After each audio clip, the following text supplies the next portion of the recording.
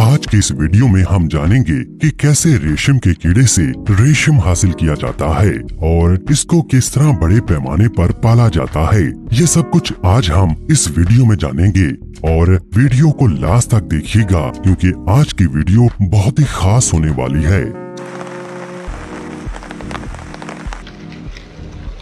Silk का कपड़ा कम से कम 5000 साल पहले चाइना में बनना शुरू हुआ और फिर धीरे धीरे इसकी मांग बढ़ने लगी। रेशम का धागा रेशम के कीड़े से पैदा होता है जब वो अपने कोकून्स बनाते हैं। सिल्क की पैदावार के लिए बहुत सारे एशियन ममालिक में तिजारती पैमानों पर सिल्क वर्म्स की पैदाइश व अफजाइश की जाती है। सिल्क से बनी बहुत सी चीजें हम रोजाना इस्तेमाल करते हैं।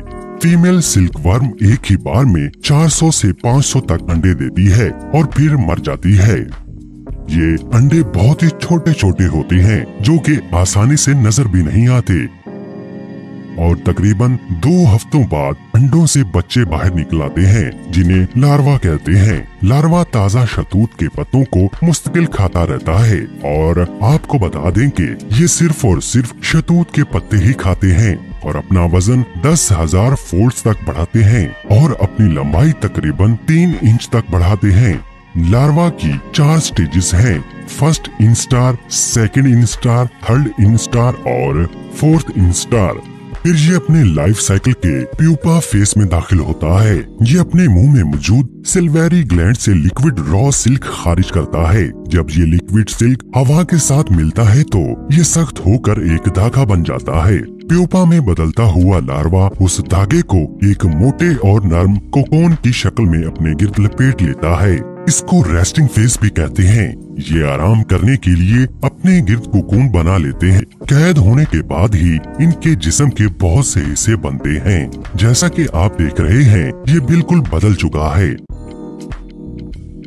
प्यूपा को मारने के लिए 3 मिनट के लिए कोकून्स को उबाला जाता है इससे पहले कि ये एक माउथ में तब्दील हो जाएं। क्योंकि अगर वो कोकून से बाहर आते हैं तो सिल्क इसमें से कम निकलेगा और साफ बात है कि प्रॉफिट भी कम होगा। और बहुत से कोकून में से माउथ को बाहर आने दिया जाता है ताकि उनसे दोबारा अंडे हासिल किए जा सकें। कोकून को बॉयल करने से ज्यादातर चिपचिपा प्रोटीन जो इसे जोड़े रखता है वो पिघल जाता है जिससे लिपटा हुआ धागा खोलने में आसानी होती है। सिल्क हासिल करने के लिए एक वक्त में 30 से 50 कोकून में से धागा लिया जाता है। फिर कोकून्स को खोलने के लिए बहुत नरमी और हिफाजत से रील को घुमाया जाता है। 1 पाउंड सिल्क बनाने के लिए 2 से 3,000 कोकून्स की जरूरत पड़ती है। कोकून्स को खोलना एक बहुत ही वक्त तलब काम है क्योंकि एक सिंगल धागा 9 प्रोफेशनल सॉकर फील्ड्स जितना लंबा हो सकता है। फिर धागे को ब्लीच किया जाता है ताकि ये सिंथेटिक डाई को अच्छे से अब्सॉर्ब कर सके, जिसके बाद इनको रेशमी कपड़ा बनाने वाली फैक्ट्रीज में एक्सपोर्ट कर दिया जाता है और पाकिस्तान में बहुत से लोग इसको घरों में भी पालते हैं और मुनाफा बख्श कारोबार करते हैं।